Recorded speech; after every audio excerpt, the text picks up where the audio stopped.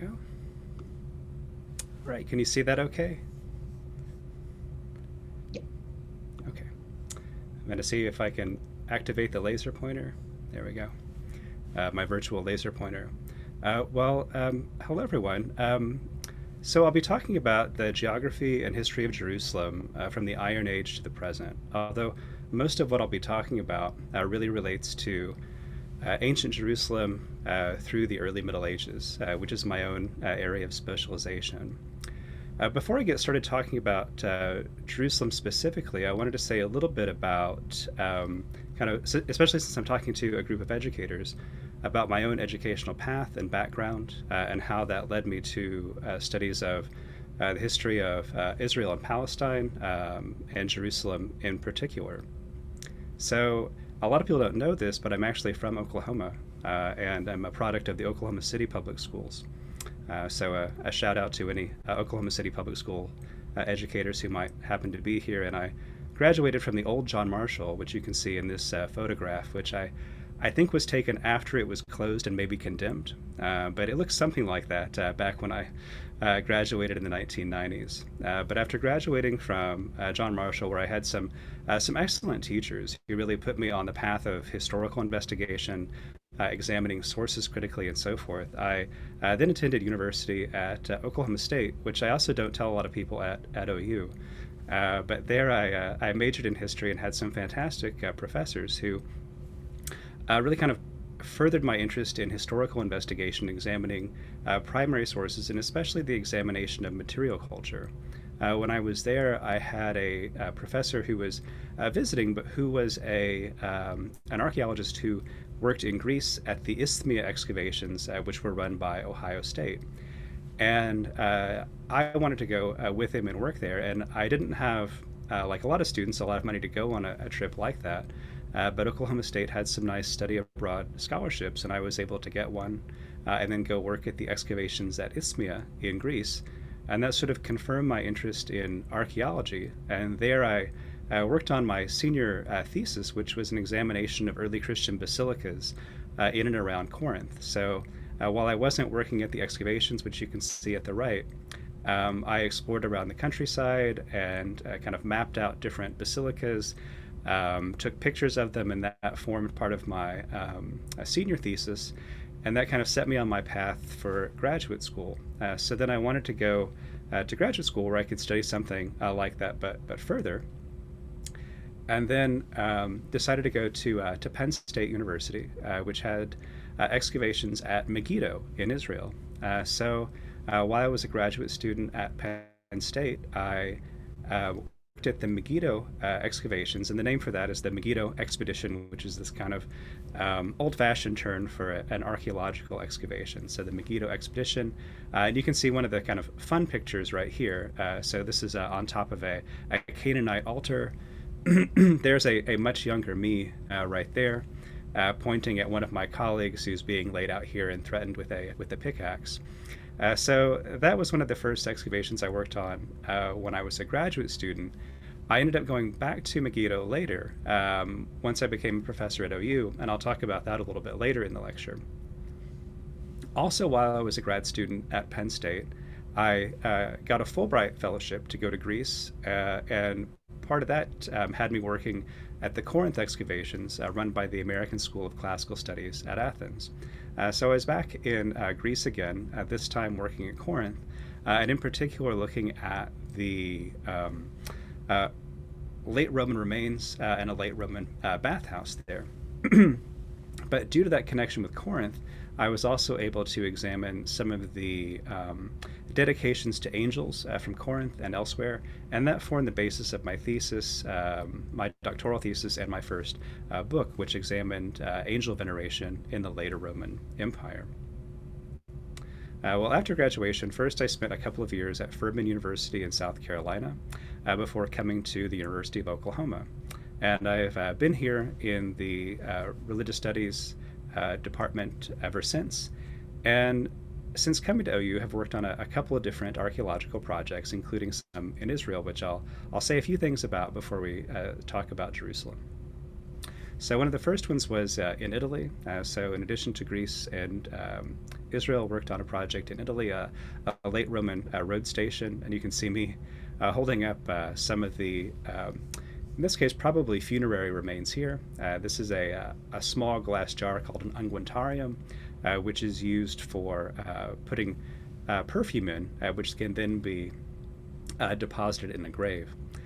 Later on at OU, starting in 2014, I began working at the Legio excavations in Israel.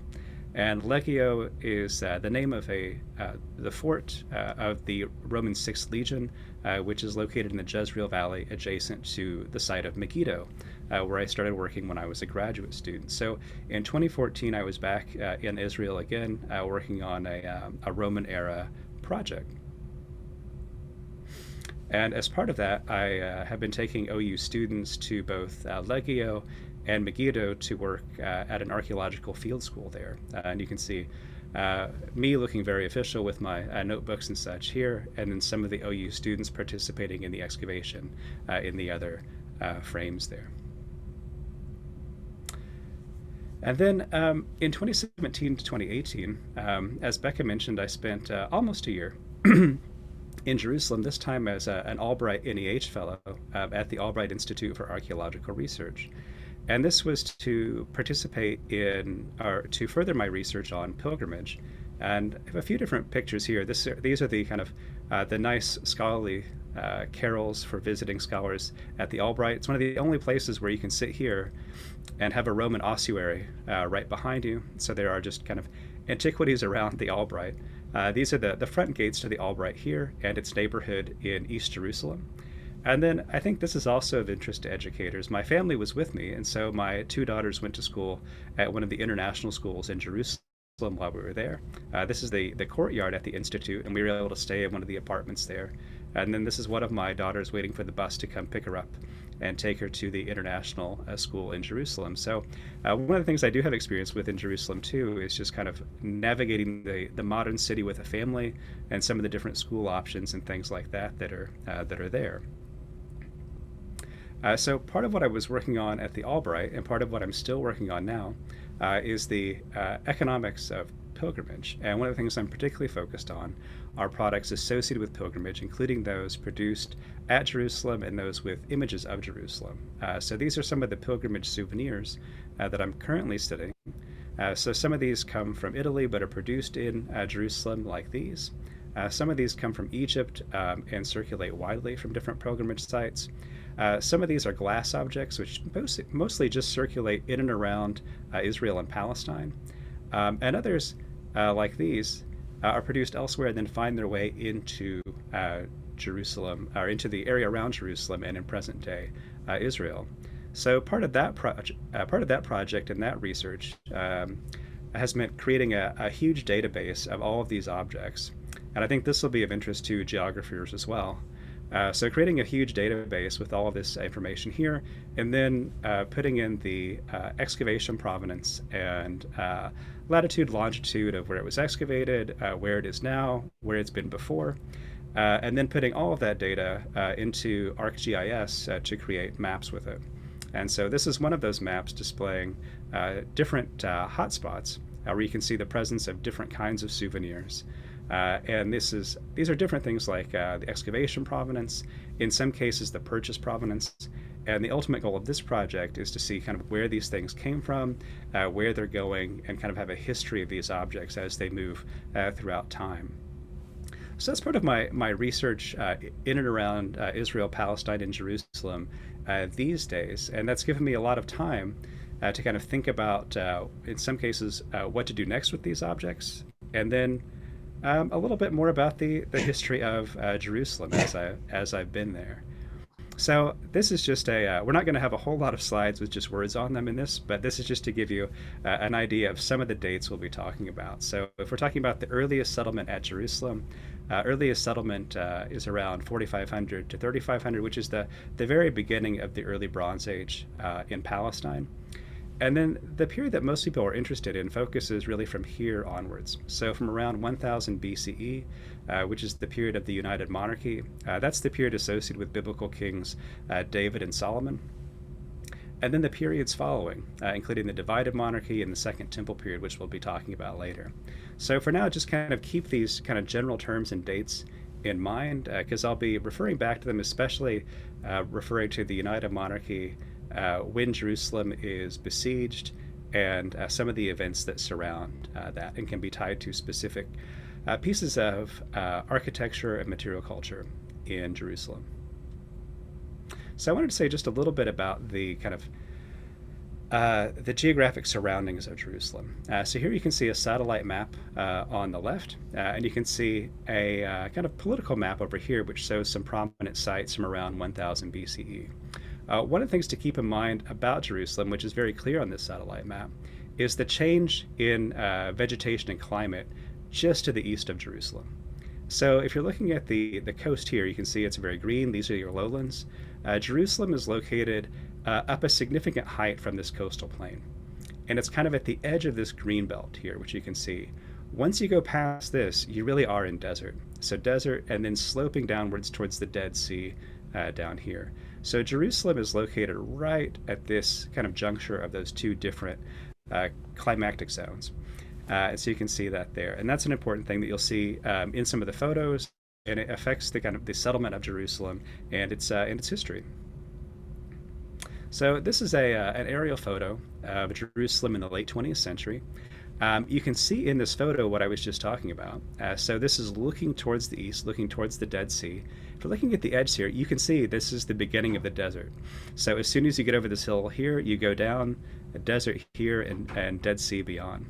Once you're up in here, you can see that it's greener, there's more rain, you're at a higher altitude, and so forth.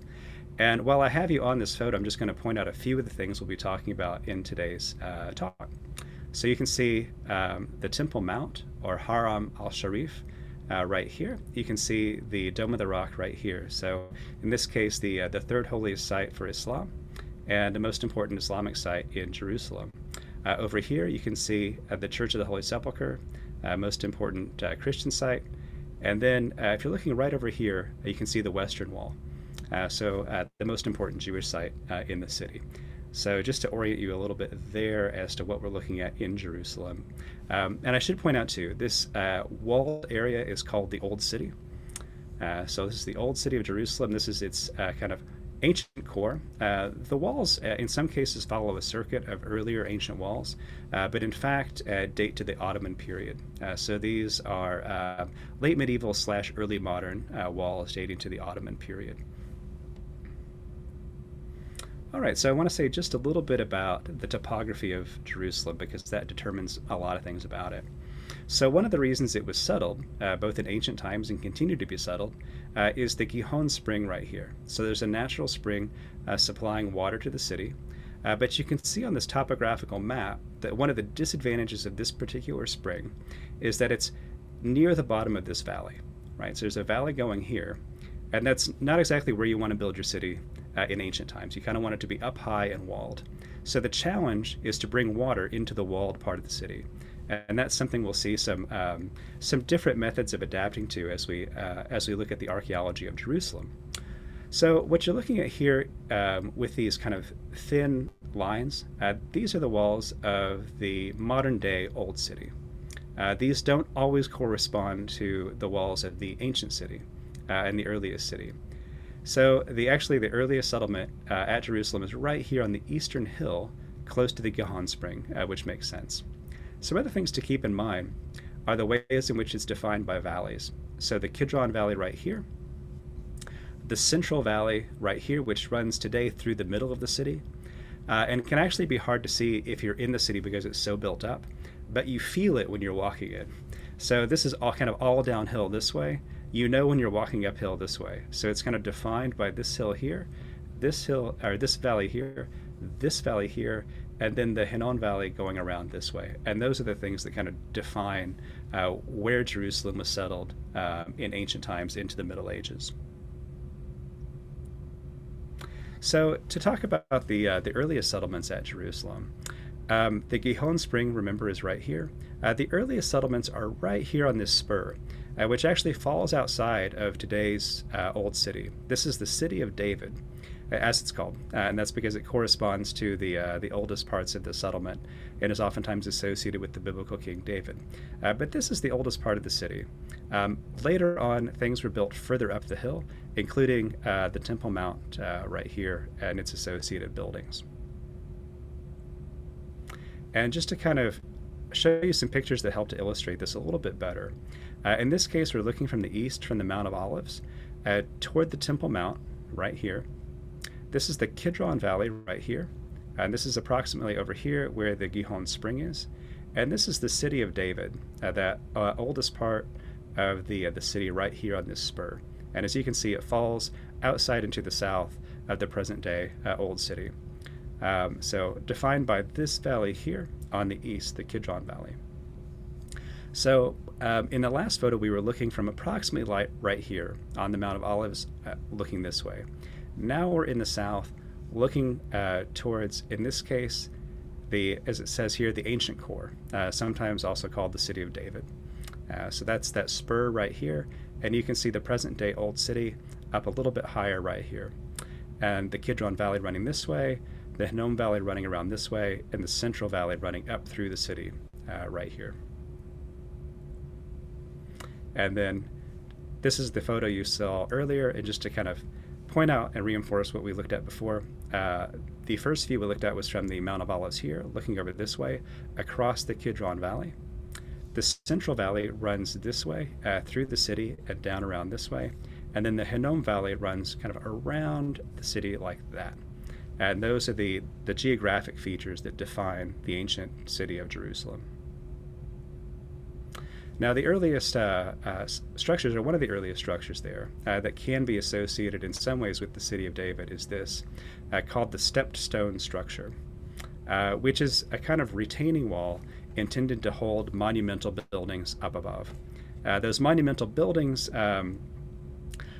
have not been found to any significant extent, but the retaining wall is there, which is suggestive of the types of buildings that were built above in around the 10th century. And then there are some buildings that were built on top of it. So in this case, there's nice dating in terms of what's underneath it and what's on top of it, giving us a sense of the built environment in that oldest part of the city. And this is an artist rendering of what that city probably looked like around 1000 BCE. So if we're looking at that ancient core, the stepped stone structure, which you saw in the photos, is right here. Retaining wall for some of the larger buildings up here. This is that ridge and spur, the Kidron Valley down here, and Gihon Spring down here. And in this case, the artist rendering shows the city built up just a little bit here, which would be the very southern edge of the Temple Mount. So if they were kind of monumental religious buildings there in the time of David and a little bit later Solomon, they would be up here right on this ridge. But this is before the kind of terrace structures built in the Second Temple period. All right, and this is another, this is a photo of what it looks like these days. So this is the stepstone structure here. Nowadays, it's part of the quote-unquote City of David excavations, which is a public archaeological park. So you can pay a little bit and go visit this, and these are nice kind of benches set up for tour guides and lecturers to talk about this part of the city. What you can see across the Kidron Valley right here, so Kidron Valley, which we've been talking about, running right here, this is the Palestinian village of Siloam. When you're talking about archaeology in and around the Old City, you can't really escape from the political implications of what's being excavated there. In this case, the City of David excavations are kind of, in some ways, a claim to that part of the city by the State of Israel, saying here's where the ancient City of David was. This is a Palestinian town of Siloam, which is directly adjacent to those excavations. So this has been the site of tension in the last couple of decades as those excavations have taken place. And go on, talk about that a little bit more. So I wanted to talk a little bit about some of the early waterworks in the Gihon Spring. So what you're looking at here in the upper left is Warren Shaft. So if you were to take a tour of the City of David excavations, you can walk down in there and tour this. It's called Warren Shaft after a British Army officer and explorer who first kind of explored down in there and found that it connected to the Gihon Spring. It's usually dated, at least the kind of cuts in it that allow access to the spring below, usually dated to the Middle and Late Bronze Age. And this was one way of allowing those within the walled city to access the spring. It still was not perfect because part of what they had to do was build a tower next to the spring as a kind of defensive fortification to hide it, such that it couldn't be accessed from outside. So allowed access from within the city, but still was imperfect in a number of ways. The system that was finally put into place to access the water is usually dated to the late 8th century, around 701, at the time of the siege of Jerusalem. And you might be wondering, why am I showing something labeled Siege of Lachish? It's because the siege of Lachish and the siege of Jerusalem were both carried out by the Assyrian king Sennacherib. I'm just going to see if, hey, the closed caption actually knew how to spell Sennacherib, which I'm very, very pleased by. So in this case, we have an Assyrian mural which displays the siege of Lachish, another town in Judah, that took place just prior to the siege of Jerusalem. And so if we're looking at and trying to figure out what the Assyrians were doing, we can look at this representation of the kinds of siege works they had.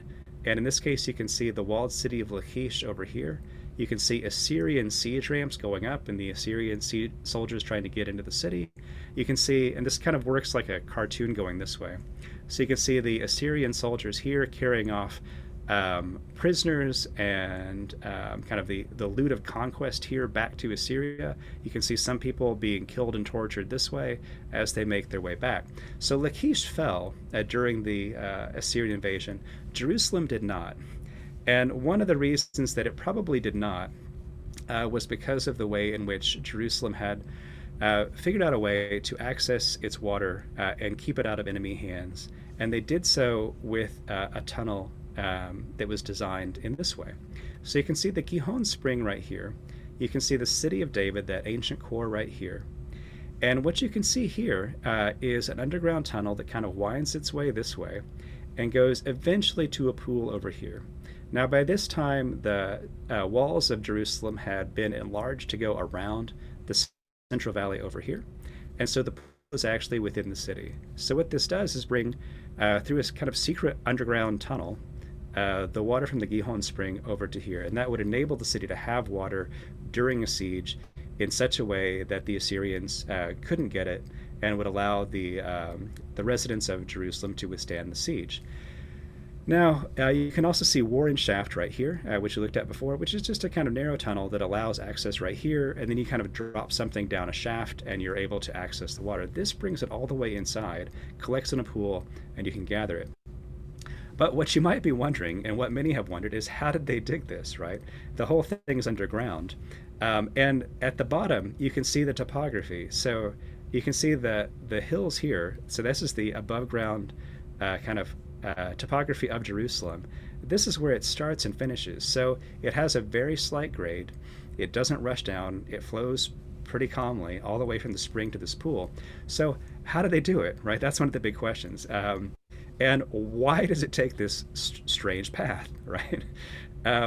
Now, what you see here, this meeting point right here, that's actually indicated by an inscription that was discovered. So this is the inscription. It was actually cut out of the wall and brought to Istanbul. You might be wondering why it's in Istanbul, and that has to do with the Ottoman Empire. So the Ottomans were ruling over the city at the time that this was discovered, so it was taken to Istanbul and put on display there. And this is what it says. When the tunnel was driven through, and this was the way in which it was cut. It's kind of an awkward translation.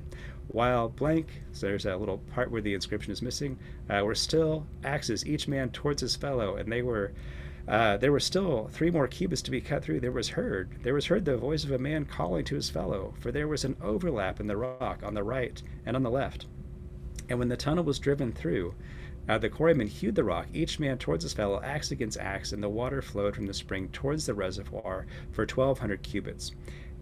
So that gives you like a kind of idea of how they were doing this, right? So what this indicates is that what they started doing was tunneling from two sides, from where the water was going to end up at the pool and from the spring itself, and they met in the middle. Or very close to it, and they could hear each other, and so finally hewed their way through.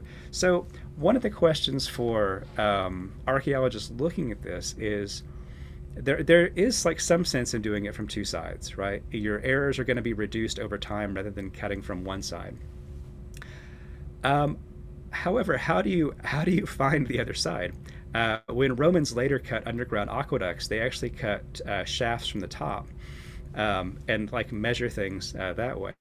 There are none of these. So one guess is that there may have been a small crevice before, flowing from the spring and then ending up around the place of the Siloam pool these days. And so they were operating on the idea that the water was probably coming from the Gihon spring, and they started cutting from both sides to see if they could enlarge it and make the crevice meet in the middle. And that's probably what they were doing. And then were very happy when they found that they had actually met each other in the middle. And the result was a water system for Jerusalem that could preserve water against a siege. So we have that from this period. Once we start to get into this period in Jerusalem's history, we have evidence for the names of kings and so forth. So in this case, we have a seal belonging to Hezekiah, the king with whom that tunnel is associated.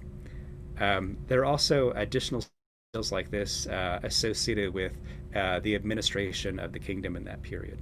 So as opposed to the earlier eras, say in the era of David or something like that, for which we have some architectural evidence, but very little in terms of inscriptional evidence for David. For this period, we actually have a pretty rich abundance of material that testifies to the administration of the kingdom. And some of that actually comes from this area right here.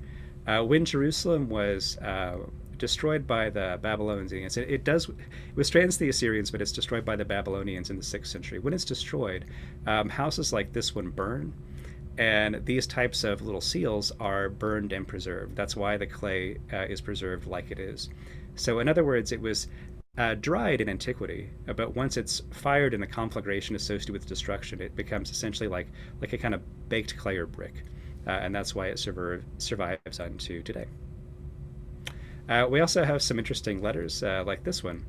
This one was from the Judahite fortress at Arad, but interestingly, so it's correspondence from Jerusalem, and it refers to the house of God. That's an important detail for archaeologists and historians, because while we have abundant architectural evidence for the Second Temple and Herod's Temple, the First Temple is something that, if there is any evidence, it's well below the present-day Temple Mount, which can't be excavated for a variety of political reasons. But in this case, we have a reference to a temple, the house of God, in this First Temple period, which may not seem important at first, but it is, because it indicates that although we might not be able to reconstruct exactly what it looked like architecturally from archaeological evidence, we have this inscriptional reference to its existence at that time.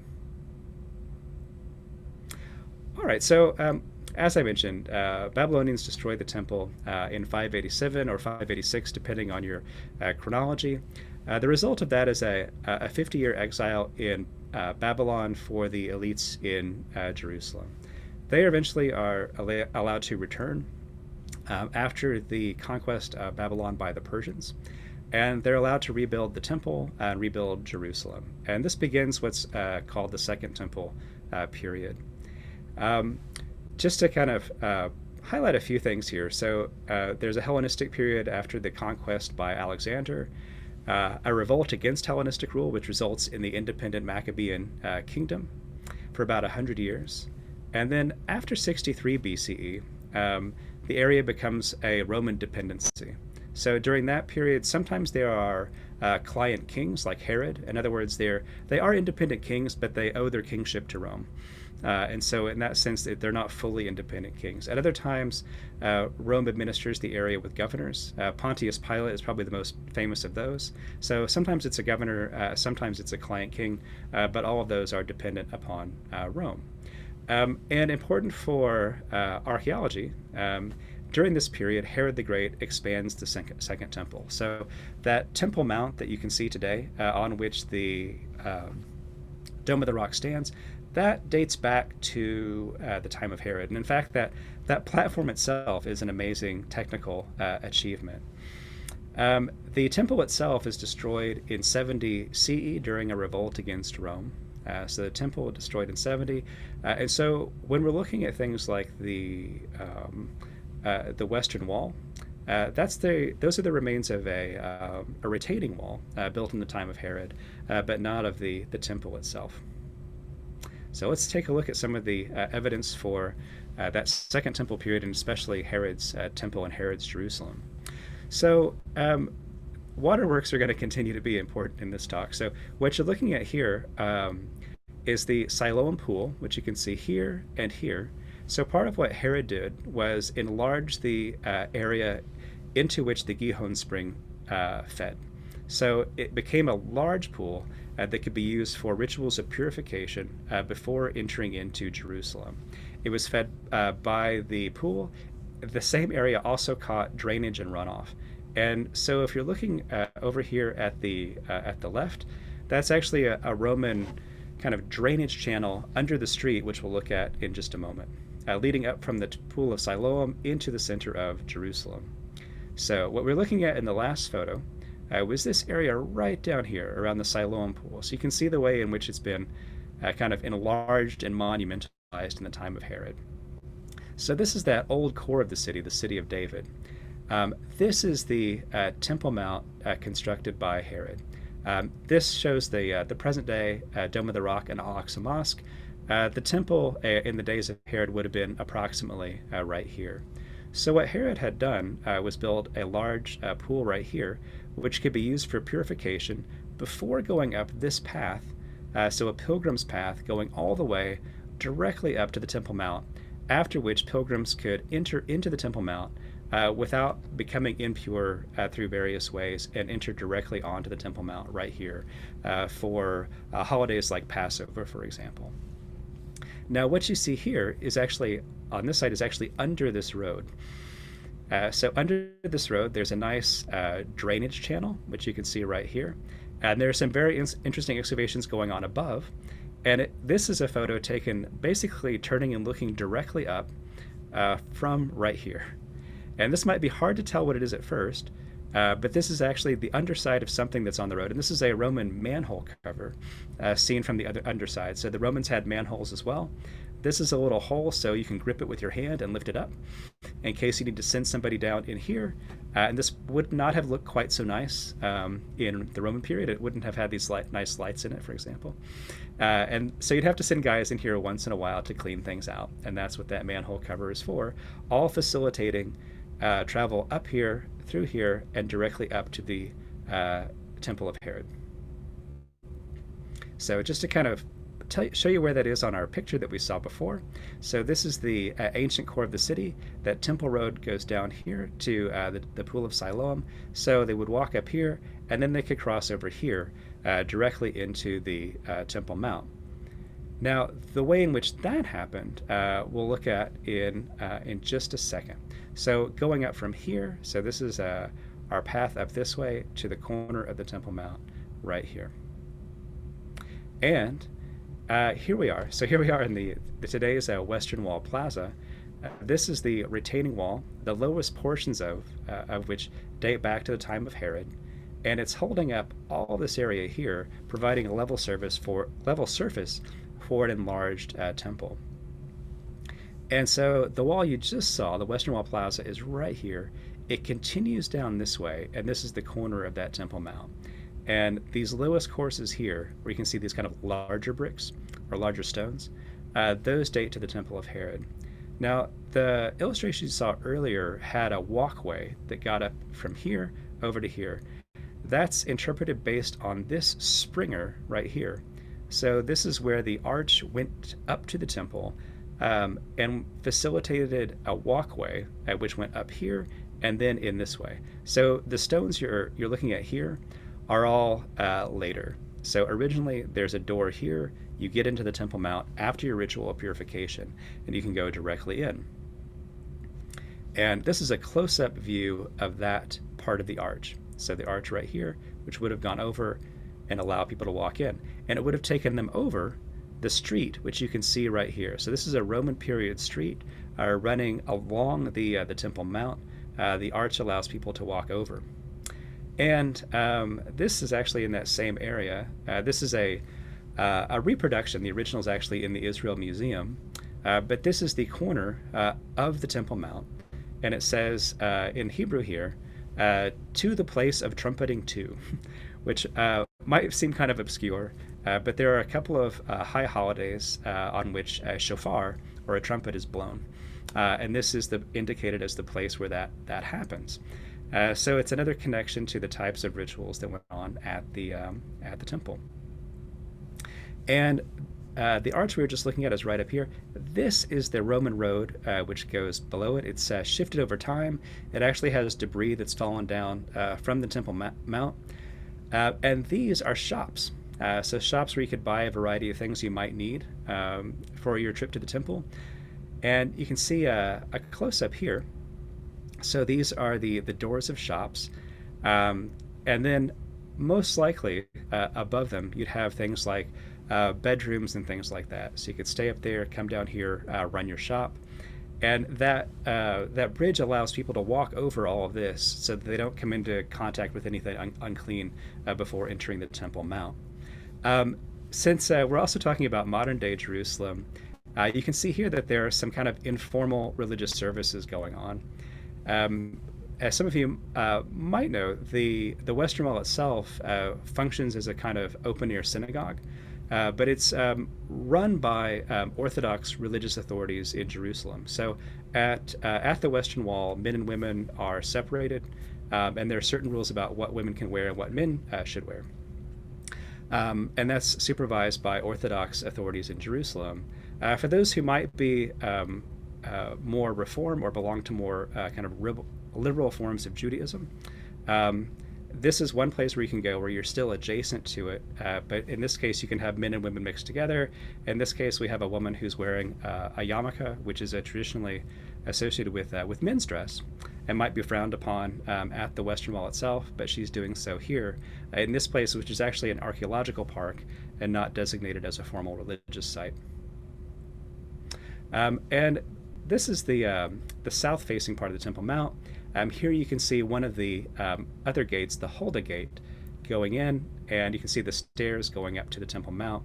This is a close-up of that gate. Here you can see where it was closed off, so you can see the original Herodian blocks. You can see these smaller blocks right here. You can see the original arch going over. So you can actually see a few faces of building here. The original closing off, and then an adjacent building kind of abutting it right here. So interesting that you can see those faces of building even as a casual observer visiting the Temple Mount. I should mention too that this additional building here was part of a palace complex that was used in the Ottoman period. So in today's archaeological park around the Temple Mount. And this is kind of looking away from that gate. And this is just to give you an idea of the size of some of these stones in this construction project. So you can see this woman here just for scale. So these are some of the foundation stones that are there. So huge stones brought in to support just the platform on which the temple would have gone.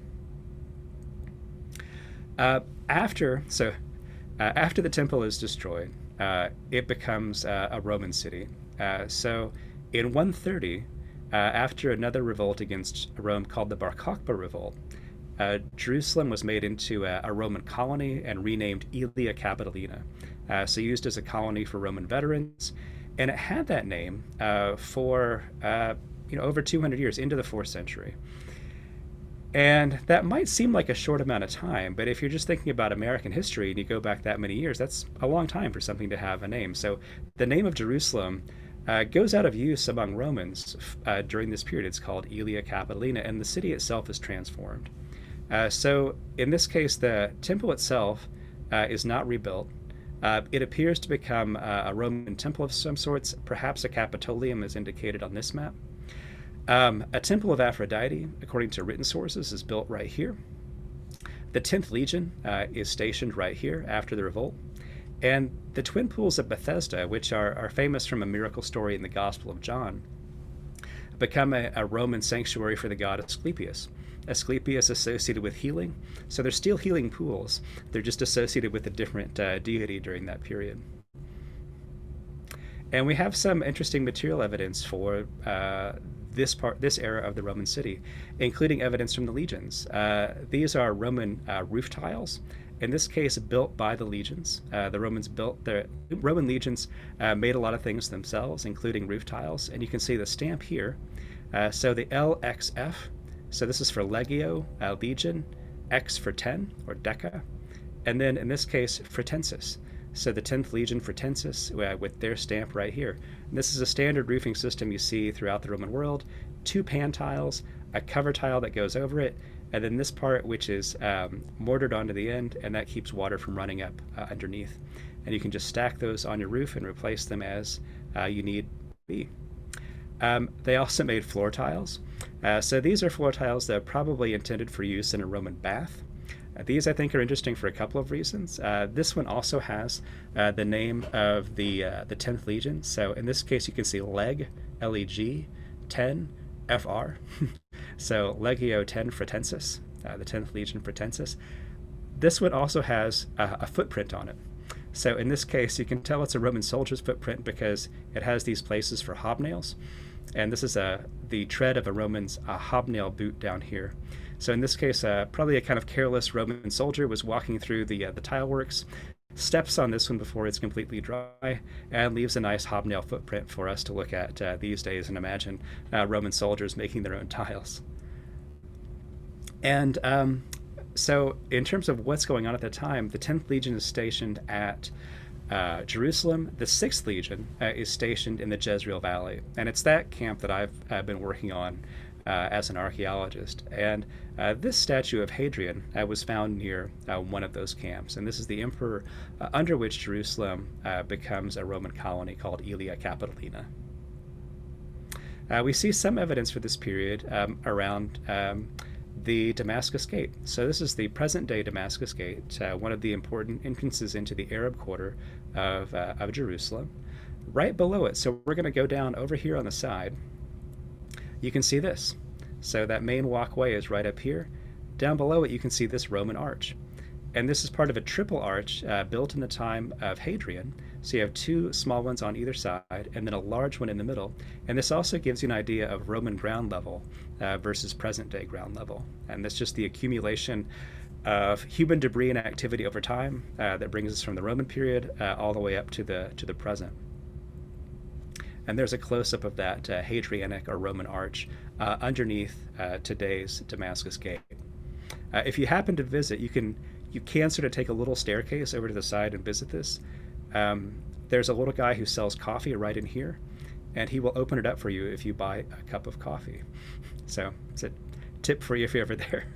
Another arch that is actually Hadrianic, although often not recognized as such, is this one. This is the Ecce Homo arch. Ecce Homo comes from the Latin translation of "Behold the man," which is a quote attributed to Jesus and Pilate in his travails on the Via Dolorosa.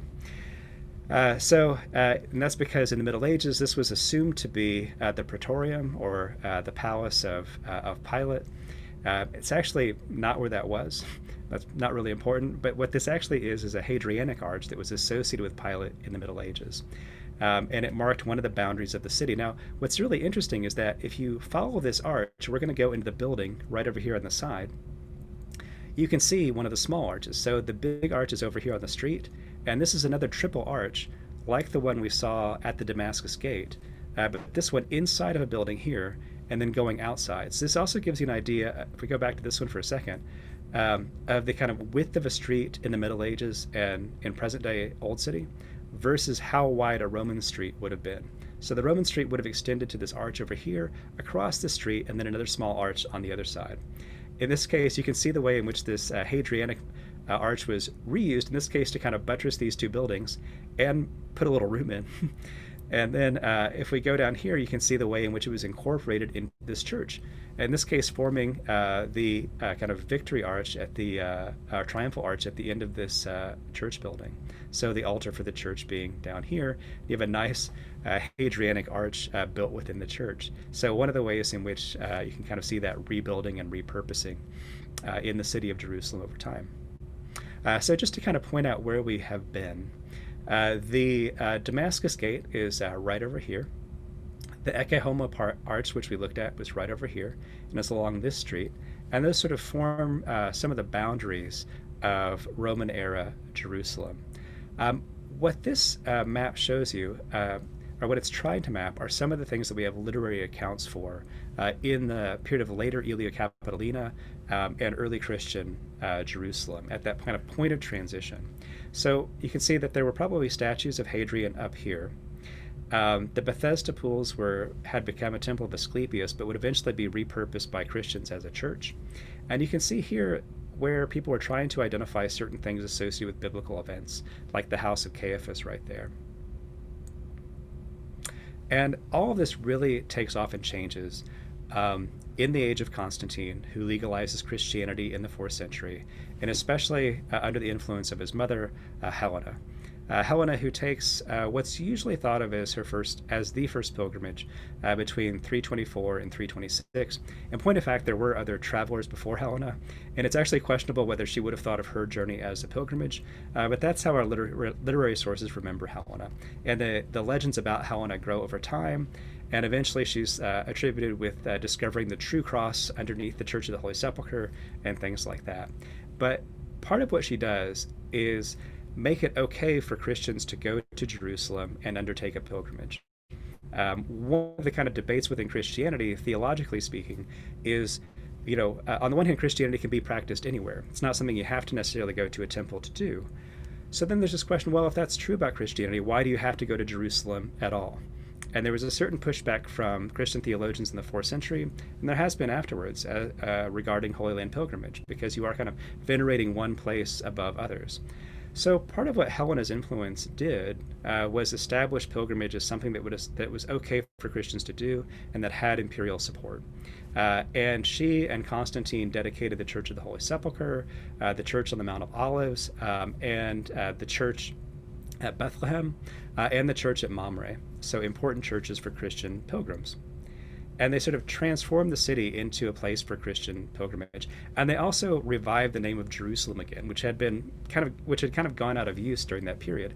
What you're looking at here is something that illustrates that. This is called the Poitinger table, and it originally dates to the 4th to 5th century. This is a map that's copied throughout the Middle Ages, and so it survives in a late medieval, early Renaissance copy.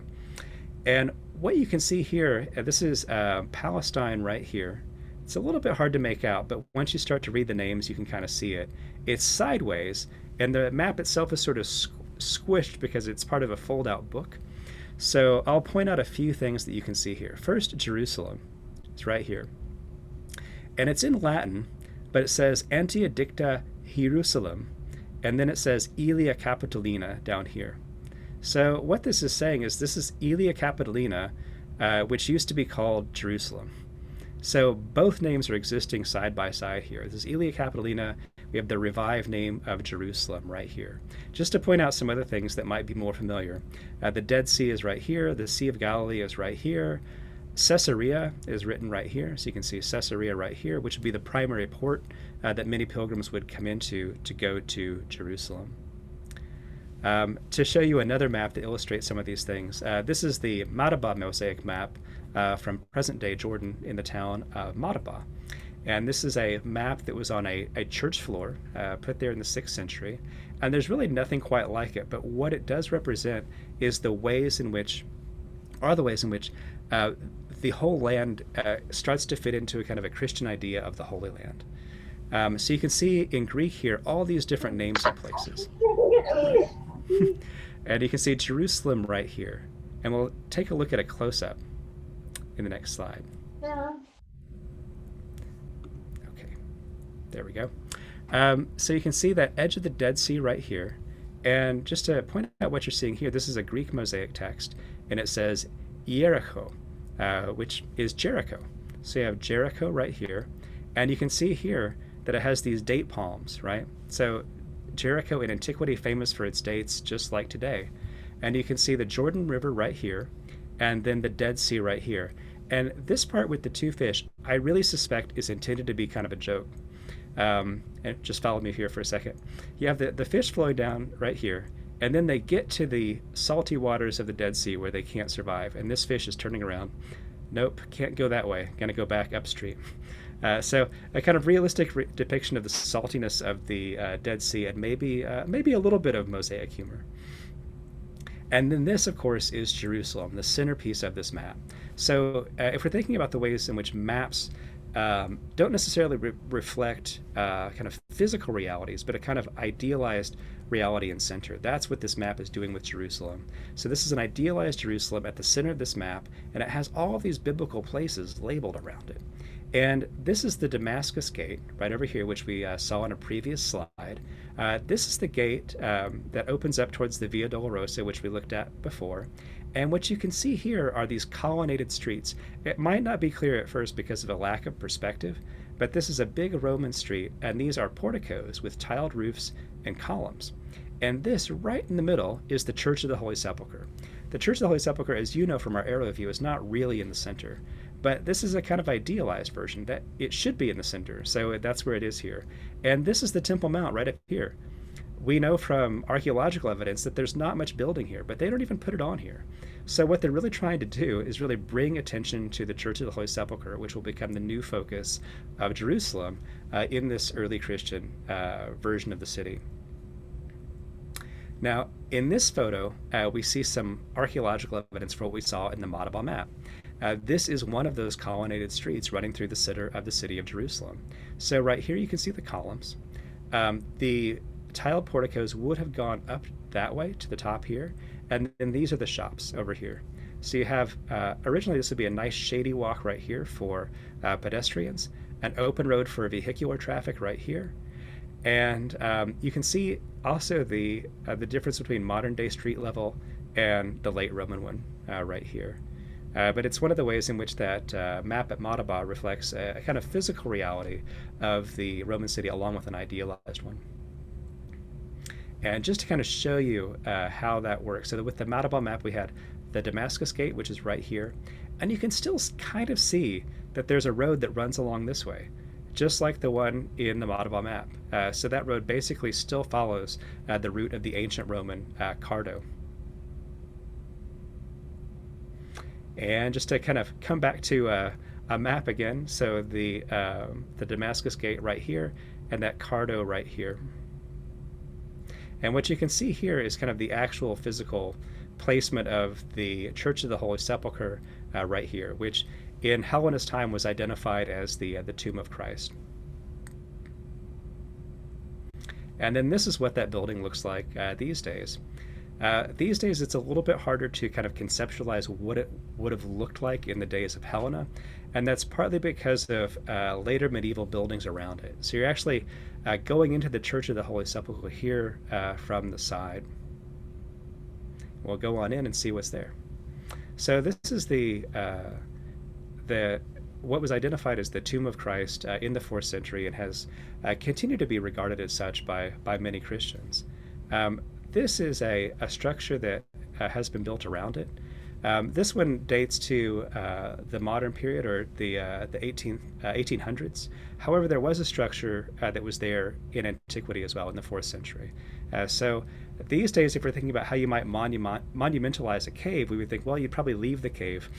But what appears to have been done is that most of the cave was removed, except for some of the lower walls, and then a shrine was built over it, which is aesthetically what Romans would have done in the 4th century. And then the complex kind of has everything. If you go up this hill here, this is the Hill of Golgotha, or what was identified as the Hill of Golgotha in Helena's age. So it becomes a kind of complete pilgrimage destination with all of those things. This site, like many, tends to accumulate references. So later on in the Middle Ages, this is also believed to be where Adam was buried. So if you're looking at medieval paintings that have a skull at the bottom, so I think this one actually has a little one right there. That's actually the skull of Adam that's represented there. So it's supposed to be the tomb of Adam, which is also the place of the skull, or Golgotha, and so forth. And then there are some Roman remains that exist associated with the Roman street and the opening of the Church of the Holy Sepulchre, which are actually not inside the Church of the Holy Sepulchre, which is kind of hard to conceptualize, but in a nearby Russian church. So if you go in that Russian church, you can see the excavations and some of the remains of the original building. And then you might be wondering, oh, well, how do we know what the shrine looked like at the Church of the Holy Sepulchre to begin with? It actually shows up on some of the souvenirs that I mentioned I was studying. So this is a souvenir that dates to around 600. And in this case, you can see the shrine built over the Holy Sepulchre on this souvenir for a pilgrim. But interestingly, this is the shrine, of course, as it was in around 600. But you can see an angel over here, and you can see the visitors to the tomb from the Gospels. So part of what this souvenir does is it kind of stitches together the pilgrim's experience in the 6th century with the biblical story, and kind of blends them together. All right, and just to kind of point out where we were, this is the Church of the Holy Sepulchre right here, Dome of the Rock right here, Western Wall right there. And in conclusion, I'll just say a little bit about the Dome of the Rock and the Al-Aqsa Mosque. One thing I should mention is that during the Roman and Byzantine periods, the Temple Mount appears to have been left desolate. In other words, it's kind of a negative monument. The Church of the Holy Sepulchre becomes the place of religious focus, and this place is left desolate in order to kind of fulfill Christian interpretations of what should happen to the temple. After the Islamic conquest of Jerusalem, that place is used again as a place for building, because it's a very prominent, good spot to make a prominent monument. It's also a place that is associated with legends of Muhammad. So this is the place of Muhammad's night journey, where he traveled on his kind of miraculous horse to visit and talk with God before coming back down again. So Muhammad's ascension is not permanent. He goes up, talks with God, comes back, but this is the place associated with that journey. So the Dome of the Rock here is in some ways, it's not quite a traditional mosque. It is a place where people can pray, but it's more kind of monument to that story, and is associated with a rock at the middle. This is the Al-Aqsa Mosque right here. And we'll take a look at the interiors and some of the details of them. So I was fortunate to be able to travel with the WAF, the kind of custodians of the of Al-Aqsa back in 2018, and get a tour of the Dome of the Rock and the Al-Aqsa Mosque. This is the exterior, and you can see some of the brilliant tile work, which goes back to antiquity but has been restored over time. The gold dome, as I mentioned in the previous slide, actually dates to the 1960s. So it's iconic, but in earlier versions of this was actually a kind of lead-colored dome. And the brilliant work is really reserved for the tiles here and on the inside, which is just spectacular. So on the inside, you can see mosaics, which date all the way back, some of them to the 7th century, and are done in a Byzantine style. But Byzantine mosaics oftentimes have people, kind of figural decoration. In keeping with Islamic tradition, these are natural forms. So you have vegetation and calligraphy and things like that. And the entire monument really focuses on the stone, which is down in here, and which you can see over here. So this is actually underneath the Dome of the Rock. So you can go down underneath, see the rock, which has this crevice underneath it, and a hole connecting it with the cave below. And then the focus for worship is the Al-Aqsa Mosque right here, which you can see in this photo. And then this is an interior shot. And this is the focus of the direction of prayer right here. And you can see, in this case, although it's not quite as ornate as the Dome of the Rock, it still has richly painted beams and ornate mosaics and things like that as well. And I'll, in the interest of time and saving time for questions, I'll leave it there. But we round up here with the Al-Aqsa Mosque and the Dome of the Rock. And if we're looking at that area, we have the third holiest site in Islam and the holiest Islamic site in Jerusalem, the Kotel, or the Western Wall right here, the holiest site for Judaism in Jerusalem, and then the Church of the Holy Sepulchre right here, believed by many Christians to be the tomb of Christ and Calvary. So I'll leave it there, and happy to take any questions you might have. Yeah, thank you so much, Dr. Cline, for that presentation. Such an honor that you were able to be with us this evening and share your expertise and experiences in Jerusalem. I know our audience really appreciates learning from content experts to provide additional context with the lesson plans that are presented in these workshops. So we'll open it up for questions. If anyone has anything that they'd like to start out with, feel free to type it in the chat, or you can unmute yourself, just whichever you would like to do. Becca, this is Susan. I didn't see these in a picture, so I don't know if I just missed it or what. But in the mosque, do they bring their own prayer mats, or is there a room where they all are and they just pick one up? In Al-Aqsa, the entire place is carpeted, so you just use the mat that's there. So those are kept very clean, and there are actually fountains for ritual ablutions outside. So if you're going to enter it, everyone has to take off their shoes. So even a non-Muslim like me takes off his shoes to go in. So the carpets are kept very nice. But if you're going there for the purposes of worship, you also wash your feet and wash your hands up to the elbows. And so in that case, at Al-Aqsa, there's a really nice carpet that's there and is provided and has the kind of correct spacing and orientation for prayers. Thank you, sir. Yeah.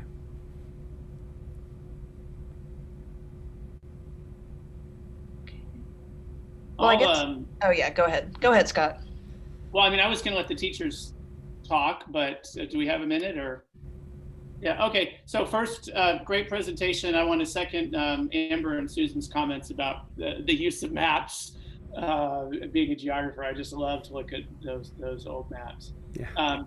One of the things I want to talk about, you mentioned this at the very beginning when you were talking about your own research, but then you didn't talk about it later because you're focusing on Jerusalem. So I just have a question about that.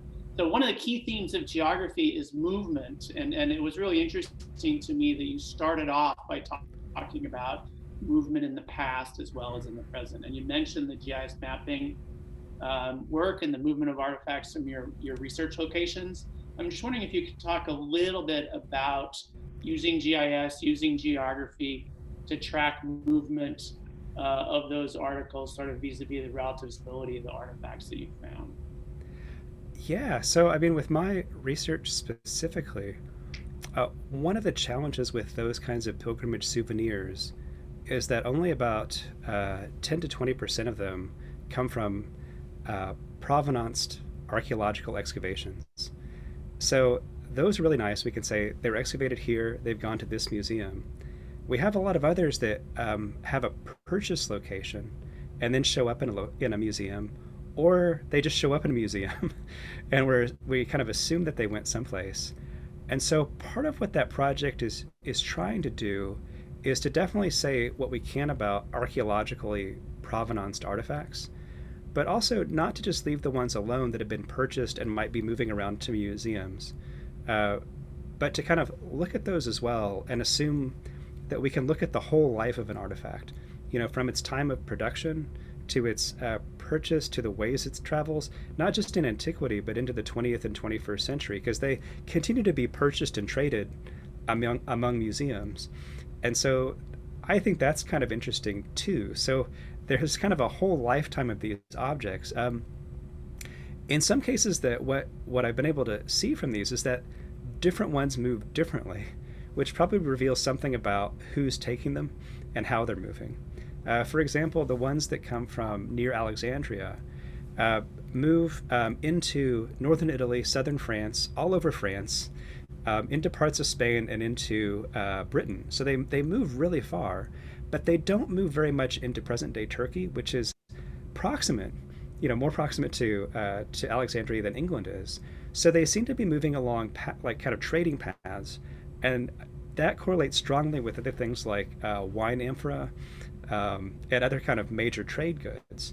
And so if pilgrims are buying them, they're also traveling along these trade routes. But I suspect that what we're really looking at are kind of items that are being purchased and sold, not necessarily by pilgrims, but by traders who might like to sell them in Marseille or other parts of France as well. Others that are produced in present-day Turkey, like, move very regionally. So they move into the northern Balkans, and they move to nearby islands, but they really don't move into places like France or England and things like that, which suggest a much more local network. And they don't move in the same ways that trade goods do, which suggests that maybe we're really looking at pilgrims gathering, buying those and moving them. One aspect of kind of movement that I would really like to get at is kind of secondary sale, and the ways in which some objects might become heirlooms within families. So in other words, if a pilgrim comes back to Marseille with it, if it's something from a shrine in Alexandria, it could be buried with them, but it could also be passed on to later generations, and it could move with them. So we might be looking at secondary movement as well, which is something that's harder to trace, but might be visible in the ways that some of them turn up in kind of local museums and things like that scattered around France, where people just find them in kind of garden excavations or in things like that, and then they're turned over to local authorities. But yeah, the movement of objects and how it can be correlated with people is one of the major questions that I'm trying to get at. Thanks.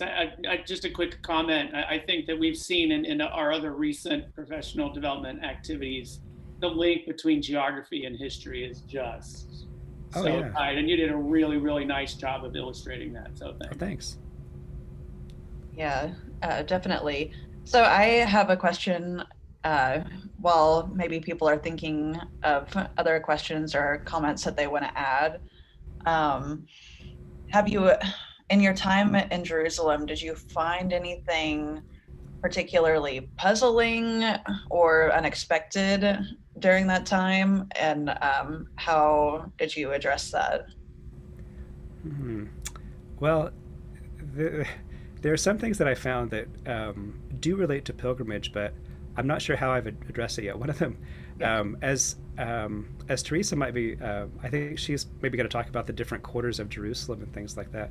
One very interesting one is the Armenian quarter, which goes back to the early Middle Ages. Armenia was one of the first kingdoms to convert to Christianity, and then there was an influx of Armenians after the genocide in Turkey.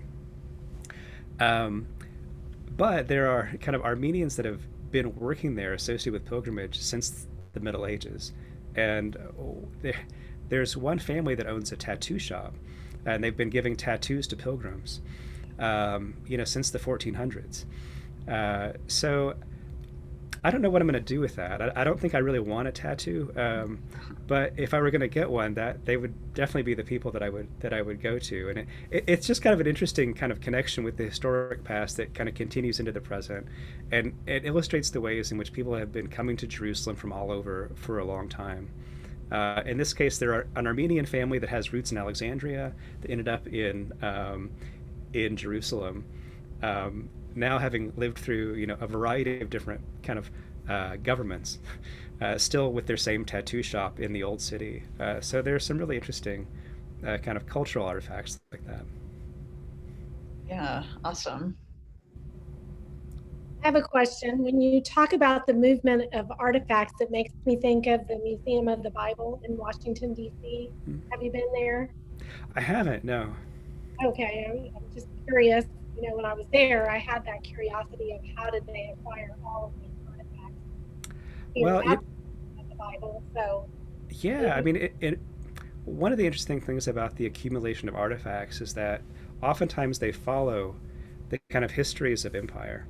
So there's a significant collection in the Louvre of different kinds of pilgrimage souvenirs, and those were purchased by French officials working during the French Mandate.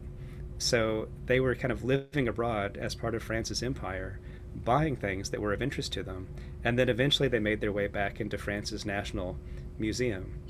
And so You can see that with the British Museum, which also has a large collection. So you have kind of products of empire. Some of the first ones to come back from France actually came with Napoleon. So Napoleon in Alexandria and in Egypt gathered up a lot of things and brought them back. The Museum of the Bible's ability to kind of gather up things, from the Middle East and bring them back, in some ways is part of that same tradition. I think what I and many others are kind of concerned about with the Museum of the Bible, and this has kind of been borne out with some of the things they've purchased, is the kind of speed of acquisition.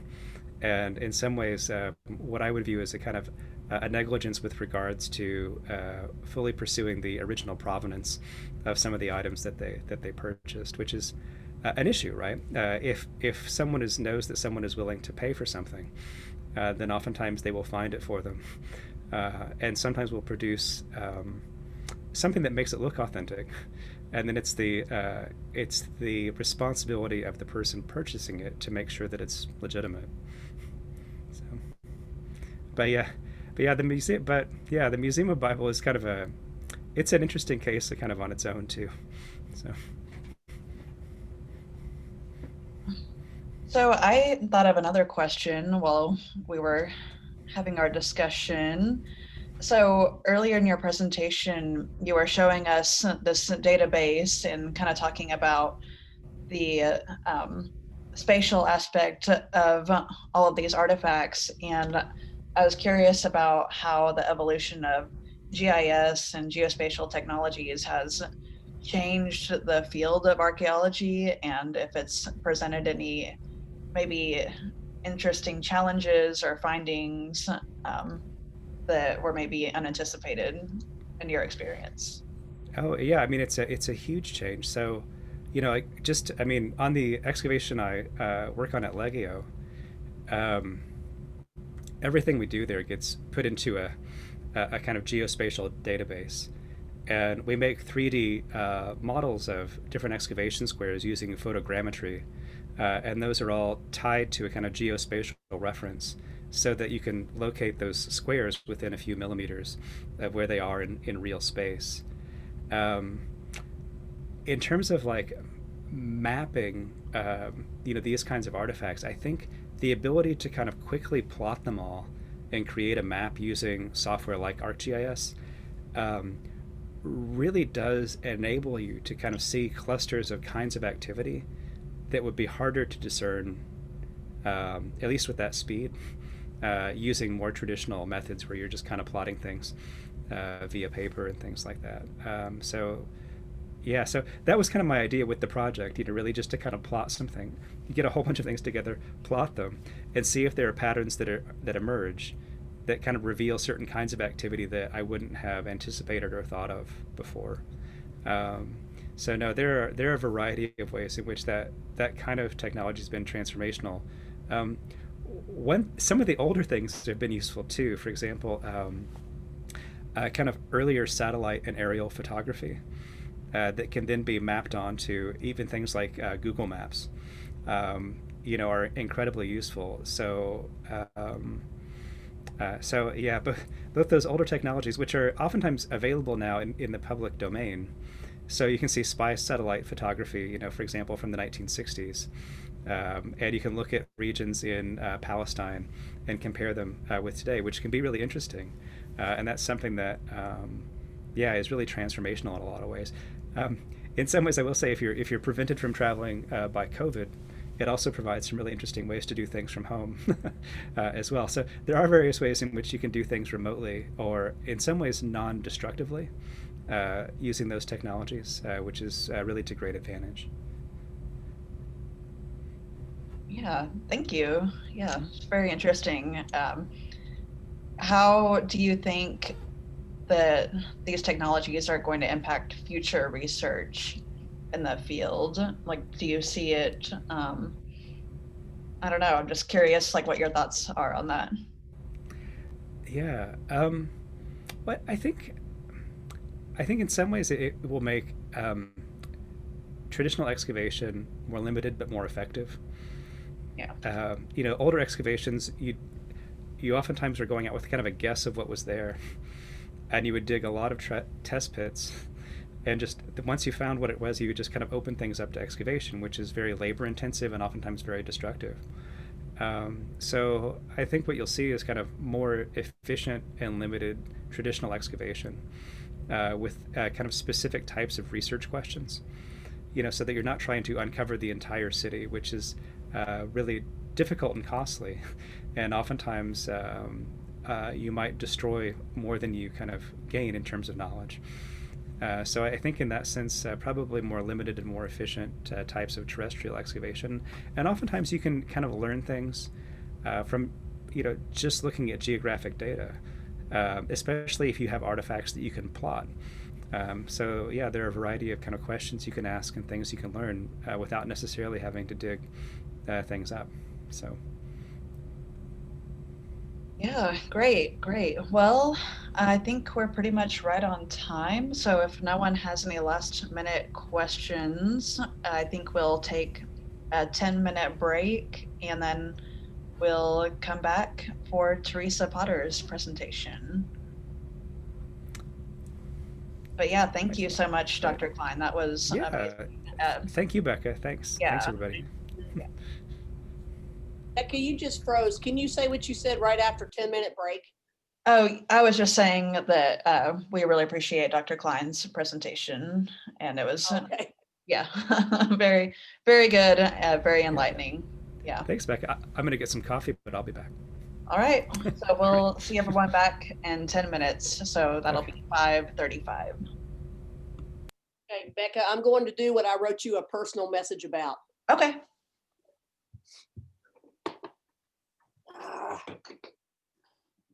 Shoot.